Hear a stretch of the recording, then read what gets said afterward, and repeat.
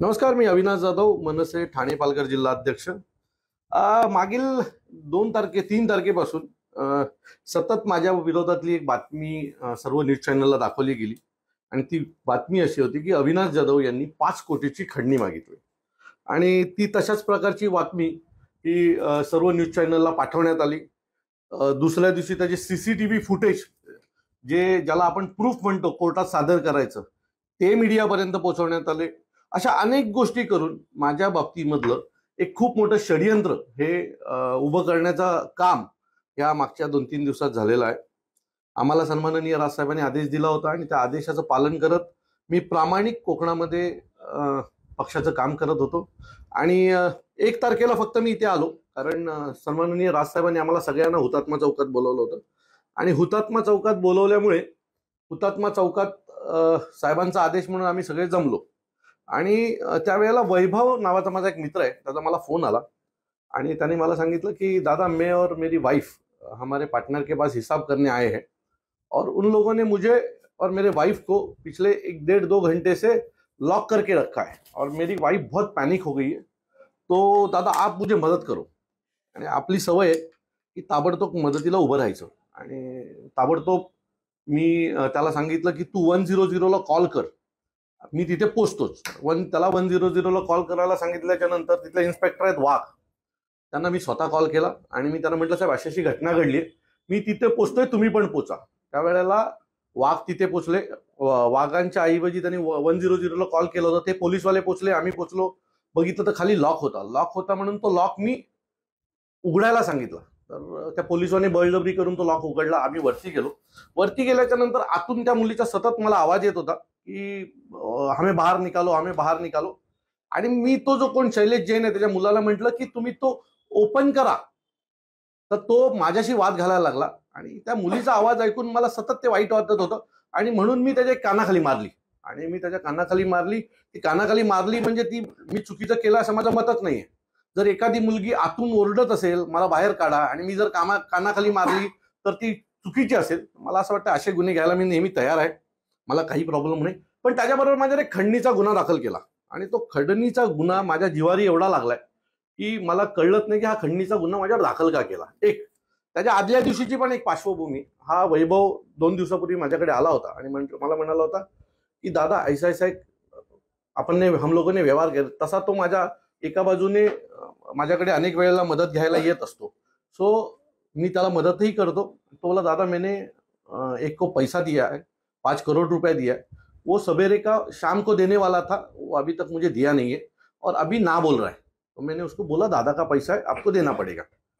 त्याच्यानंतर दुसऱ्या दिवशी वैभव बोला ठीक है हम लोग बात करेंगे। दुसऱ्या दिवशी मुंबईला मी एका कामानिमित्त गेलो होतो, तिथे वैभव आणि वैभवची बायको मला भेटली आणि वैभवने त्याला फोन लावला आणि फोन लावून सांगितलं की दादाचा फोन आहे, तुम्ही दादाशी बोला। मी त्याच्याशी जे काय बोललो त्यातलं एक वाक्य आहे जे FIR मध्ये टाकलं गेलंय,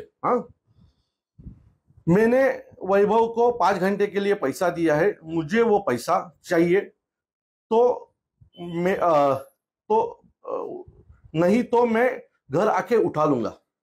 त्याची रेकॉर्डिंग माझ्याकडे आहे, म्हणजे पोलिसांनी FIR बनवायची म्हणून बसवली आहे की रेकॉर्डिंग त्याच्या प्रूफवर बनवलं, त्याची रेकॉर्डिंग माझ्याकडे। मी त्यात असं म्हटलेलं आहे कि आपको पैसा देना पड़ेगा क्योंकि 5 घंटे के लिए मैंने पैसा सिर्फ दिया है, अगर आपने नहीं दिया तो मैंने आपके घर पे पैसा दिया, मैं आपके घर आके पैसा लेके जाऊंगा। हे असं रेकॉर्डिंग मध्ये आहे, ज्या पोलिसांचा रेकॉर्डिंग मध्ये पोलिसांनी उल्लेख केलाय। पण केस बनवायची होती माझ्यावर, कशाही कुठल्याही परिस्थितीत केस बनवायची होती, म्हणून त्याने मी घरी येऊन पैसे घेऊन जाऊन की म्हटलंय तिथे त्याने म्हटलेलं आहे मैं उठा के लेके जाऊंगा। का बनवली गेली ही खोटी केस?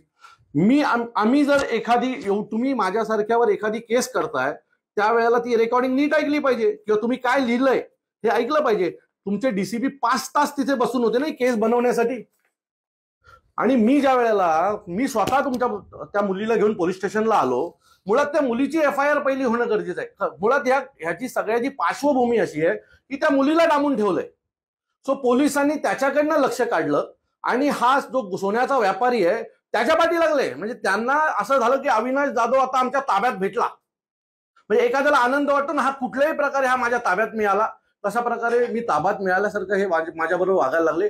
1 तारखेला हा प्रकरण घडला सकाळी 11-12 वाजता, बरोबर आहे। माझ्यावर गुन्हा दाखल करण्याची प्रोसेस ही 2 तारखेला दुपारनंतर करण्यात आली. याच्यात तारीख वेळ काही लिहो. मला ज्या पत्रकारांनी फोन केलाय त्यांचे माझ्याकडे रेकॉर्डिंग्स आहेत. त्या पत्रकारांनी मला असं सांगितलं की तुमच्यावर गुन्हा रजिस्टर करायची प्रोसेस सुरू आहे. 2 तारखेला संध्याकाळपर्यंत माझ्यावर गुन्हा रजिस्टर झाला हेच मला माहित नव्हतं. म्हणजे घटना 1 तारखेची, 2 तारखेला दुपारपर्यंत काय करत होते पोलीस? कोणाच्या आदेशाची वाट पाहत होते माझ्यावर गुन्हा दाखल करण्यासाठी?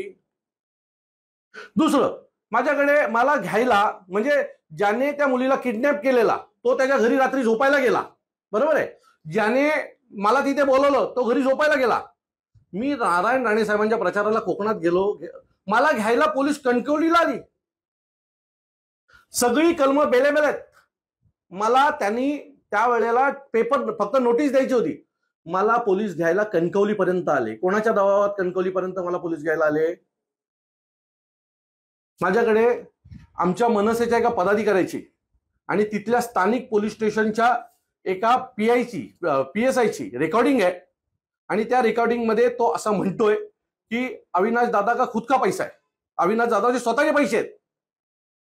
जर पोलीस स्टेशनच्या बाकीच्या स्टाफला माहिती आहे पैसे अविनाश दादाचे स्वतःचे आहेत, मग अविनाश दादावर खंडणी कशी झाली? मला असं वाटतंय की हे प्रकरण जे आहे ते बनवलं गेलंय. मला जाणीवपूर्वक लटकवण्याचं काम या गुन्ह्यात केलं गेलेलं आहे. खंडणीसारखा खोटा गुन्हा दाखल करून माझी प्रतिमा डॅमेज करण्याचं काम या गुन्ह्यात केलं गेलेलं आहे. तुम्ही जर नीट बघाल तर मी अनेक अधिकाऱ्यांना ही FIR पाठवली. FIR मध्ये सगळ्यात मोठी जो धचं मा करायचा जो प्रकार आहे ना तो करून माझ्यावर FIR बसवण्यात आलेली आहे. मी मारलं, हो मारलं, एक मुलगीला आतमध्ये ठेवलंय, अविनाश जाधव मारणारच. पण तुम्हाला अविनाश जाधवला लटकायचं होतं ना, तर अविनाश जाधव तिथे उभा होता तेव्हा लटकवायचा ना. दुसऱ्या दिवशी कोणाच्या आदेशाची वाट बघत राहिलात गुन्हा नोंदवण्यासाठी? DCP 5 तास बसले होते माझ्यावर गुन्हा नोंदवण्यासाठी. मला असं वाटतं की DCP प्लॅनिंगच करून आला होता की आज अविनाश जाधवला घ्यायचं. मला माहिती आहे माझ्यावर याच्यावर नंतरही अनेक खोटे गुन्हे लोक दाखल करणार, पण माझी खरेपणा हा लोकांना मला दाखवून द्यायचा होता आणि म्हणून मी हे केला. माझ्याकडे फक्त त्या हवालदारचाच त्या संबंधित अधिकाऱ्याचाच रेकॉर्डिंग नाही आहे. माझ्याकडे 2-3 पोलिसांचे रेकॉर्डिंग आहेत की अविनाश जाधववर दाखल झालेला गुन्हा खोटा आहे आणि जर पोलिसांची इच्छा असेल तर त्यांनी ती मागवावी, मी द्यायला तयार आहे.